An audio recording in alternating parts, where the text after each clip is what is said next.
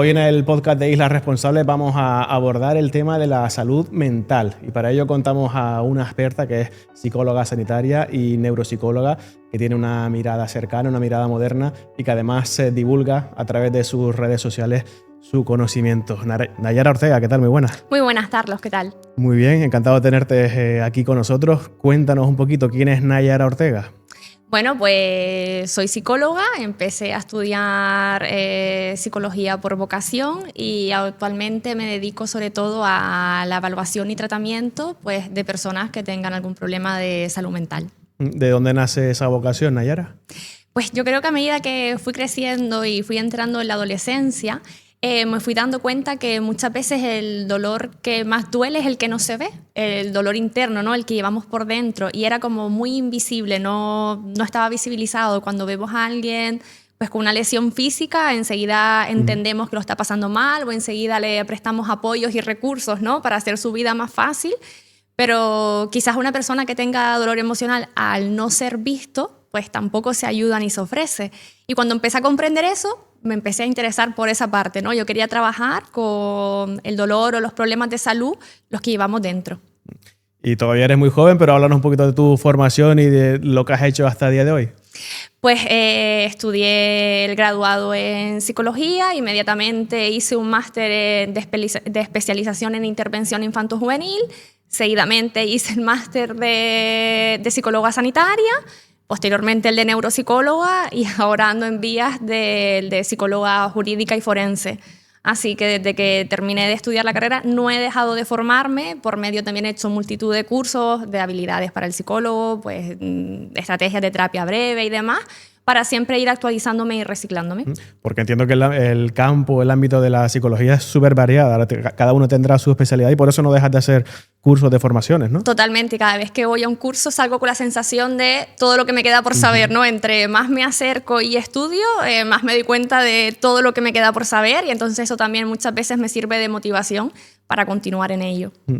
Me han chivado o hemos leído que tienes un tratamiento, una metodología para el tratamiento, que es la metodología cognitivo-conductual. Lo leo Sí. para decirlo bien. Explícanos en qué consiste esta metodología. Esta no es mía, es una metodología de la psicología, vamos, pero está determinada, la cognitiva conductual, pues un poco lo que aborda es el cómo nuestra conducta y nuestros pensamientos modulan la forma en la que nos sentimos y procesamos nuestras emociones, ¿no?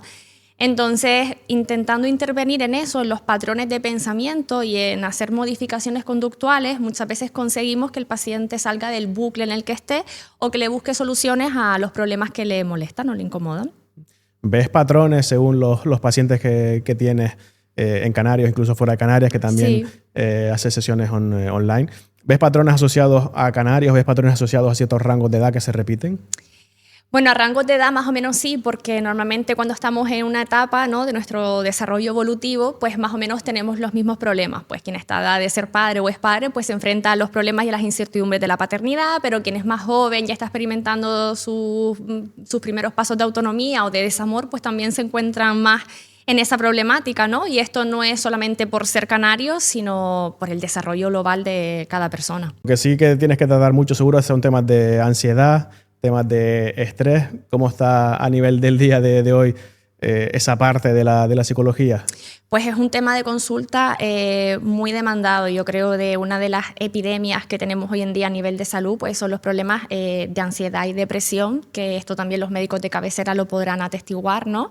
Sufrimos mucho de esto, cada vez vivimos más rápido, con menos tiempo para nosotros mismos, muchas demandas, muchas más exigencias. Y a veces el no tener el tiempo para procesar todo lo que está pasando en nuestra vida a la vez, pues hace que nos desbordemos y de ahí esa ansiedad. ¿Y es cuestión también de expectativas que nos generamos cada uno? Sí, de todo un poco, ¿no? Pero las expectativas también influyen. A veces nos ponemos el objetivo de ser los mejores en todos y eso no es abordable o dar el 100% de nosotros en todo. Es que no es posible, porque si yo quiero dar el 100% como pareja, como amiga, como hija, como trabajadora, al final no estoy dando el 100%, tengo que dar el 400% de mí y eso no es sostenible en el tiempo. Y eso pues llega al punto en el que si yo no lo atiendo antes, mi cuerpo me hará parar de una forma u otra. Y muchas veces la forma que tiene el cuerpo de decirnos te estás pasando, pues es a través de la ansiedad.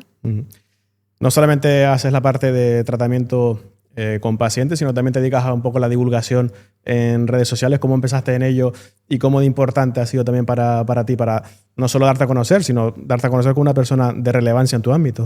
Pues empecé a divulgar un poco con la iniciativa de poder acercar un poco la psicología a la población general, ¿no? Yo creo que en el ámbito de la psicología siempre ha habido como muchísimo tabú. También hay muchos mitos alrededor de las personas que visitan al psicólogo. Y entonces ahí me parecía como muy importante pues visibilizar esa parte y romper ciertos mitos y ciertos tabús. Creo que por eso es muy necesaria también la divulgación en este ámbito, porque hay muchas personas que igual no entienden muy bien sobre qué es la salud mental o cómo nos afecta, y creo que igual que haya un espacio donde alguien con formación lo explique, pues ayude a tener mayor comprensión de esta parte. Y contribuye quizás a que esté más normalizado, quizás antes era más tabú la palabra que acabas de utilizar, el ir al psicólogo. ¿Notas que está más normalizado en la sociedad a día de hoy? Yo creo que sí, que en grupos de amigos o comidas, yo creo que ya o alguien se atreva a decir, pues estoy yendo a terapia, estoy yendo al psicólogo, o yo creo que también con menos miedo le recomendamos a las personas, oye, ¿no crees que esto deberías de consultarlo con un especialista? ¿No crees que un psicólogo podría ayudarte en esto? Antes quizás notábamos mucho temor hacerle esta sugerencia a alguien, ¿no? Por miedo a si se iba a sentir incómodo o a su reacción. Y creo que poco a poco normalizamos mucho más esta parte. Y lo tenemos también muy en común en equipos deportivos, incluso en centros educativos. Cada vez mucho más importancia se le da a la parte del tratamiento psicológico, ¿no? Totalmente. De hecho, algo que creo que los psicólogos tenemos que agradecer es que muchas veces figuras importantes, ¿no?, en el mundo del deporte, del arte, pues lo cuenten y lo visibilicen, porque creo que eso hace que mucho tabú se rompa y que lo integremos como una parte más de nuestra salud. Vamos a entrar en materia. Uno de los temas que se suelen tratar o que están muy en la orden del día es la soledad no deseada. ¿Qué nos puedes contar de la soledad no deseada? Porque quizás lo tengamos asociado a gente mayor, pero no solamente a gente mayor, ¿verdad? Exacto, y eso creo que es un problema social entre la gente joven, pues muy actual. Normalmente cuando hablamos de soledad pensamos en personas mayores que viven solas, y yo cada vez me estoy encontrando con muchísima gente joven que no está sola, pero se siente sola, y ese es el problema de la soledad no deseada, es la interpretación subjetiva, ¿no?, de la pérdida de conexión y de apoyos sociales, y realmente duele e incomoda. ¿Y cuáles son los motivos que crees que está llevando a que haya un aumento de soledad no deseada? Como dices, no solamente entre los mayores, sino también entre los jóvenes, pérdida de amistades, no saber tener habilidades sociales. Muchas veces es porque creo que tenemos la sensación que de la forma en la que nos sentimos solamente nos pasa a nosotros, ¿no? Y que nadie más pasa por esas situaciones o que nadie más se siente así.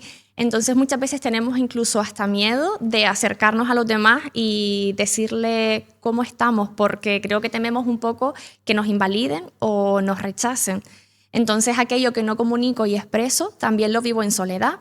También es cierto que el ritmo de vida que llevamos hoy en día, ¿no?, cada uno está como muy inmerso en sus proyectos, en su vida, también nos hace tener menos tiempos y menos espacios para compartir o para estar presente en nuestras relaciones, de quedar con un amigo o un familiar y realmente estar en ese momento y no mirando el móvil o mirando el reloj de espérate que en 10 minutos me tengo que ir para hacer otra cosa. Entonces eso creo que también nos ha separado bastante, aparte de que cada etapa de la vida de las personas pues puede ir llevando a que de repente mi círculo social que tenía hasta ahora, pues de repente o se han independizado, o han tenido pareja o han empezado a tener hijos, y me cuesta, ¿no?, volver a forjar esa red de apoyo. Eso es lo que llaman aislamiento social, ¿no? Sí, bueno, parte del aislamiento social. El aislamiento social es realmente el no buscar la interacción social, el me recluyo muy en mí, en mi casa, en mi espacio seguro, y no busco un poco esa sociabilización. La soledad no deseada es más bien la percepción que tiene la persona de estar sola, de no ser vista, de no tener a alguien que nos entienda y nos comprenda. Y es muy duro sentirse así. De hecho, el cerebro esta sensación la traduce como dolor físico. Entonces, esto es muy importante porque esto nos sirve para darnos cuenta un poco de la medida del impacto que tiene la soledad no deseada en el bienestar de las personas. ¿Cómo se puede traducir en ese dolor físico a las personas que sienten esa soledad? Pues pues con mucha incomodidad, la sensación de estar incomprendidos, de aislamiento. De hecho, una psicóloga, Naomi Einsberg, hizo un estudio que era en un juego virtual, que esto también lo podemos relacionar con los juegos online que hay ahora, ¿no? En el que el juego consistía en pasar una pelota. Había 3 jugadores y era pasar una pelota los unos a otros entre ordenadores. ¿Qué pasaba en este experimento? Que en un momento dado, uno de ellos empezaba a recibir menos la pelota, se le pasaba menos. Y a esta persona en su cerebro se le empieza a activar las mismas áreas que procesan el dolor físico. Y no se le había excluido del juego, no se le había dejado fuera, simplemente se estaba interactuando menos con esta persona. Si esto lo traducimos a nuestra vida social, imagina estar en un aula y de repente sientes que se hace un corrillo de amigos que están hablando y tú no estás participando de él. O imagina que te enteras que aparte del grupo de WhatsApp hay un subgrupo de WhatsApp en el que no se te ha incluido, por ejemplo. O imagina que te metes en Instagram y ves que tus amigos han ido a tomarse algo y a ti no te han invitado. Todo eso me genera dolor en el cerebro porque me siento excluido. No de una forma directa, no tenemos que asociar que la soledad es estar solo en casa, sino el yo no sentirme parte de una comunidad, de una tribu. Al final somos seres comunitarios, seres que tenemos que estar en familia, en amistades, Totalmente. en pareja. Somos seres sociales y de hecho la teoría evolutiva respecto a la soledad un poco expone que la soledad no deseada duele como una forma de avisarnos de tienes y necesitas interactuar para que podamos seguir tejiendo esa red de apoyo, para que sigamos buscando la conexión humana. Y luego también es verdad que no estamos ajenos a los problemas comunes que tenemos en el día a día los ciudadanos, como por ejemplo el acceso a la vivienda, que es uno de los casos quizás más graves sociales que tenemos a día de hoy en el conjunto del país y en muchos otros terrenos de nuestro mundo. ¿Cómo están afectando ese tipo de problemas sociales al día a día de las personas? Yo te podría decir que la limitación en el acceso a la vivienda ahora mismo es un motivo de consulta. Y el nivel socioeconómico, el salario, también es un motivo de consulta hoy en día, que genera realmente malestar, preocupación y ansiedad en las personas. Porque es que es muy complicado el tú haber tenido... Yo para mí la sensación, y esto ya lo voy a contar porque también me incluyo en este grupo de personas, y yo, en el que yo tengo la sensación de... Me han vendido una moto y yo he comprado una moto, en el sentido de que a mí se me ha prometido y se me ha dicho, si te esfuerzas, estudias, te formas, no sé qué, no sé cuánto, vas a conseguir ciertas cosas. Y esto igual que lo percibo yo, lo perciben muchas más personas. Y luego, ¿qué sucede?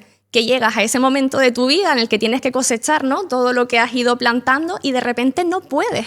Y no puedes porque no hay vivienda, porque está muy cara, porque el salario es bajo y tu sensación es la de ¿en qué me he equivocado? ¿Qué es lo que he hecho mal? Frustración, ¿no? Totalmente, totalmente.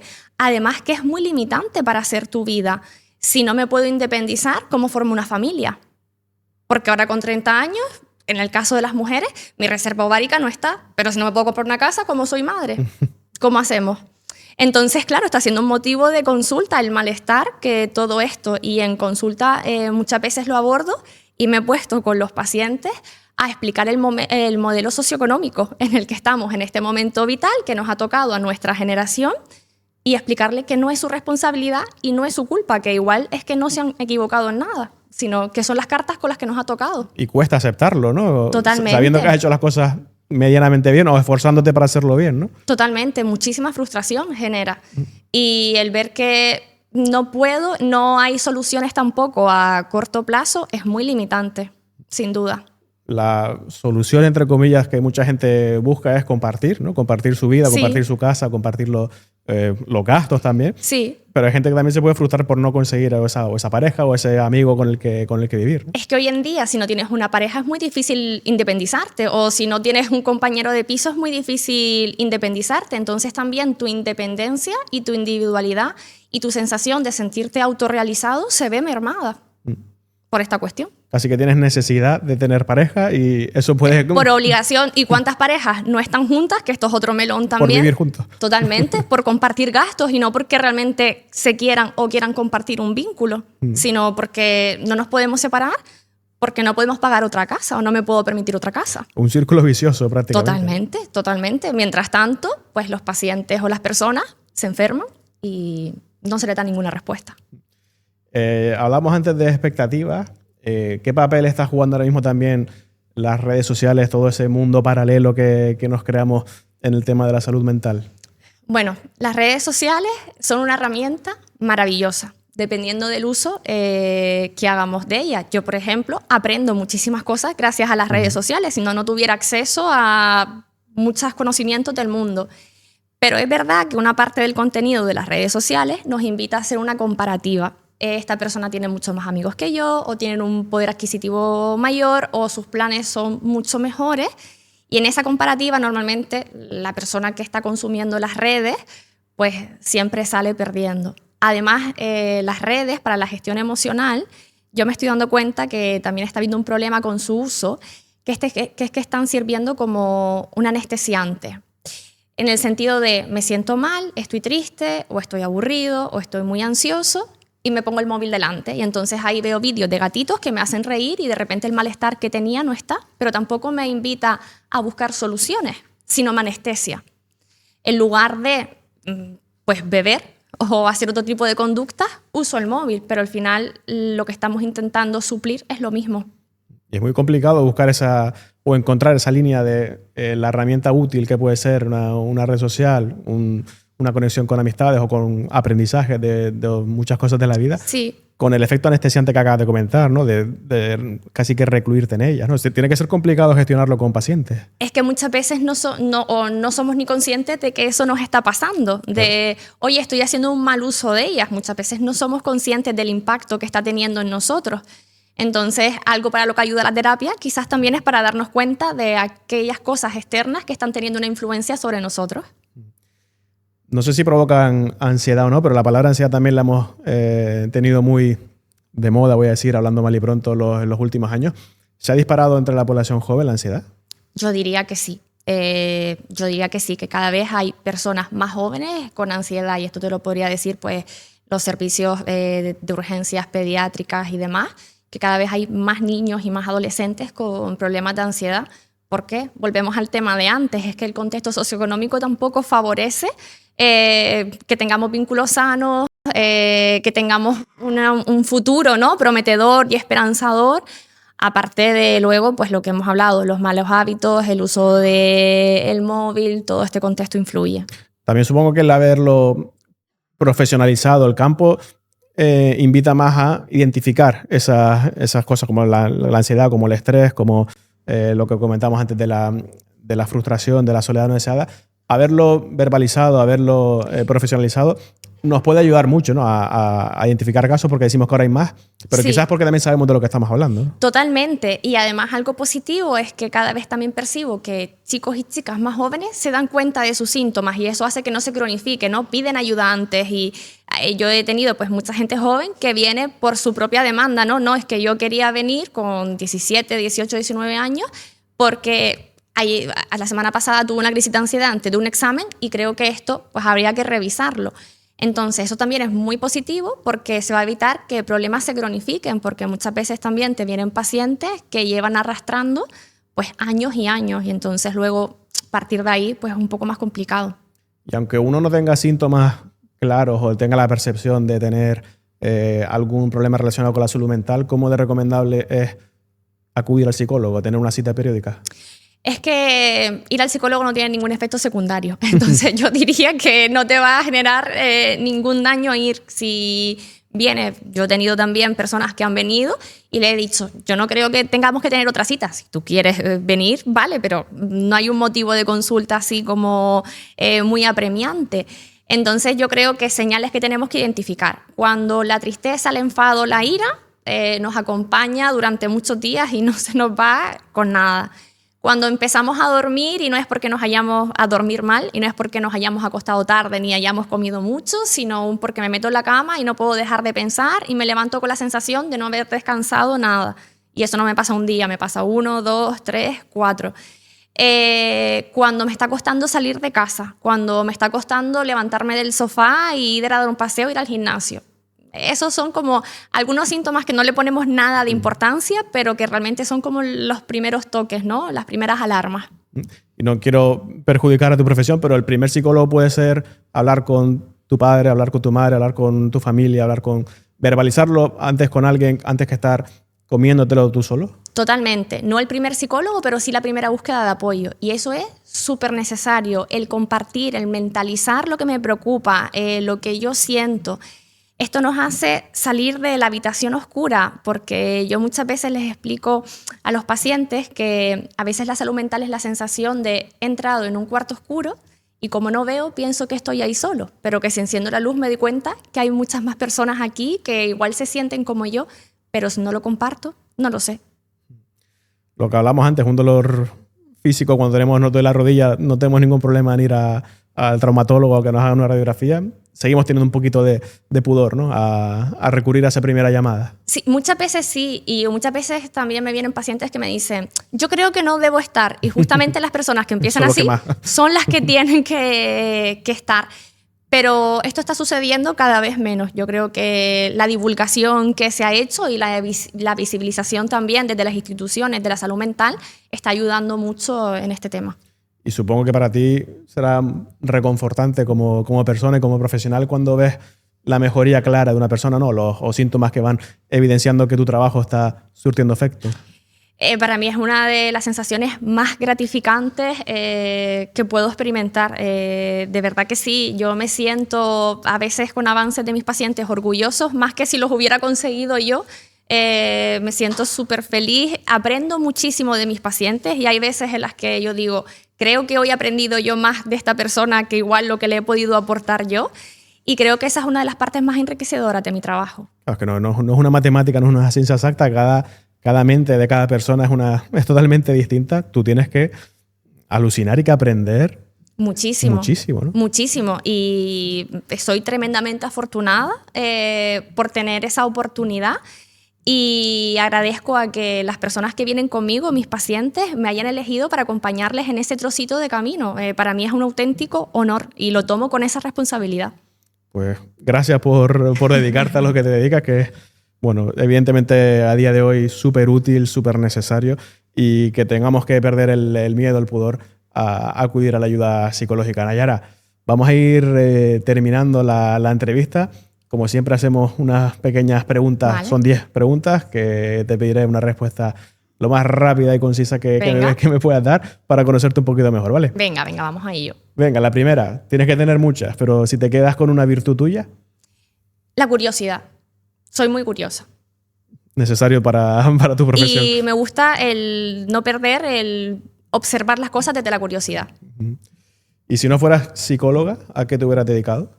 Sería aprendí de todo, porque a todas las profesiones le veo como su interés. Aprendí de todo, o si tuviera que ser una concreta, a lo mejor médico. Bueno, de la rama sanitaria. De la rama. Un hábito que nos recomiendes para cuidar nuestra salud emocional y mental en nuestra vida diaria. Hacer deporte, dormir bien, poner límites y hablar de cómo nos sentimos. Y hablarnos bien. Esto es muy importante, hablarnos bien. Hablarnos como le hablaríamos a nuestro mejor amigo. Esto. Y en todos los ámbitos, ¿no? No solo en el familiar, sino en el trabajo, con desconocidos. Totalmente. Una canción que te guste mucho escuchar, que no puedas dejar de poner en tu lista de reproducción. Ahora actualmente, Magnolias de Rosalía. Del nuevo disco, ¿no? Sí, del último, sí. ¿Y un libro que te haya marcado? El Principito. Ah, mira. Cada vez que lo leo aprendo algo nuevo. Referente absoluto también en el campo de la psicología, ¿no? Sí. Para redes sociales, ¿qué usas más? ¿TikTok, Instagram? Instagram, la verdad. Lo uso para trabajo y para ocio personal. Y tienes una buena comunidad, además, ¿no? Sí. ¿Lo que más te gusta de tu trabajo como psicóloga? Las personas a las que tengo la fortuna de conocer y de ayudar, eso es lo que más. ¿Y de tu faceta como isleña, qué es lo que más te gusta de la gastronomía canaria? Yo creo que el cofio escaldado, me encanta. Sí. ¿Eres más de rutina o de improvisación? Rutina a tope. No te sacan de ahí, ¿no? No. ¿Y la décima, un viaje que te quede por cumplir? A Roma, que no he ido y me encanta el arte. Y todo el mundo que se lo digo me dice, pero tú no ir a Roma, digo, ya. Así que a ver si este año lo resuelvo. El mayor museo al aire libre del mundo. Totalmente. Pues Nayara, un placer conocerte también un poquito más con estas preguntas, con todo lo anterior que nos has hablado, que nos has enseñado. Y siempre nos gusta despedir este programa con la misma pregunta de qué es lo que desearías para la Canarias del futuro, en lo que estamos trabajando, no solamente con el equipo que forma parte de este podcast y de lo que está detrás, sino que mucha gente está trabajando en la Canarias del futuro desde tu campo, desde tu ámbito. ¿Qué deseo quieres para la Canarias de mañana? Que la salud mental fuera accesible para todos. Eso es lo que yo deseo desde mi campo, que fuera accesible para todos y que los jóvenes tuvieran la mayor cantidad de oportunidades posibles para que no se tuvieran que ir de esta tierra tan bonita. Y empezar a familiarizarse desde jóvenes también con la parte de la psicología, de la salud mental, de la que Nayara Ortega es referente y de la que nos ha gustado mucho contar con tu presencia, Nayara. Muchísimas gracias por la invitación. Ha sido un placer y con personas como Nayara forman parte de este podcast de Islas Responsables que dentro de muy poquitas semanas volverá con nuevos invitados e invitadas para seguir descubriendo el talento que tenemos en Canarias. Un saludo.